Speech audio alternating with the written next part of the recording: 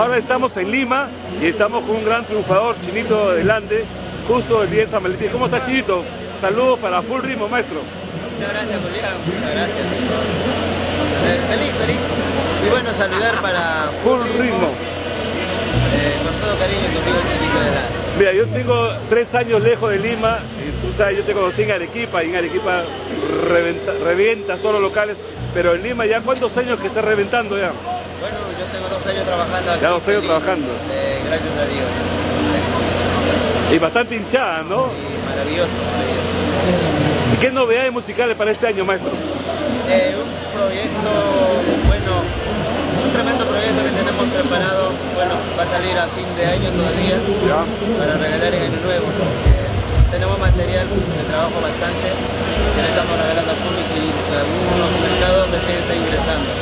Es por eso que no nos estamos apurando por ahora. Te la pasaste en Lima, porque he escuchado que en Cajamarca también está sonando fuerte, Chinito del Ande, ¿no? Sí, gracias a Dios, sí. Y este sábado vas a estar en Tacna. Invita a todos los amigos taneños, porque algunos no creen que vas a ir. No, gracias más bien, Julián. El sábado estamos en Tacna con todos los amigos de Tacna. Para el aniversario de Radio Sur, una de las mejores emisoras folclóricas ahí en Tacna. Y de ahí invitarles a todos con todo cariño, a tu amigo Chinito del Ande, que estaremos este sábado compartiendo todas las canciones.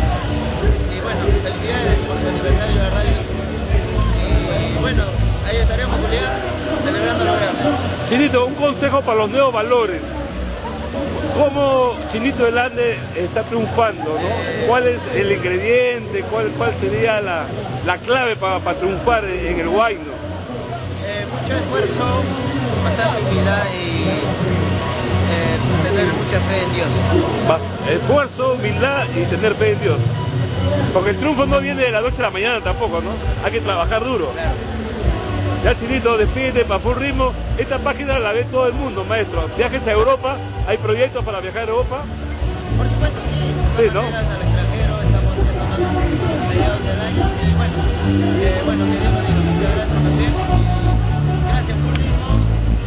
Ahí estamos juntos, siempre. Tu amigo Chinito del Ande, de corazón para todos. Ya, maestro, que sean los éxitos. Hasta luego.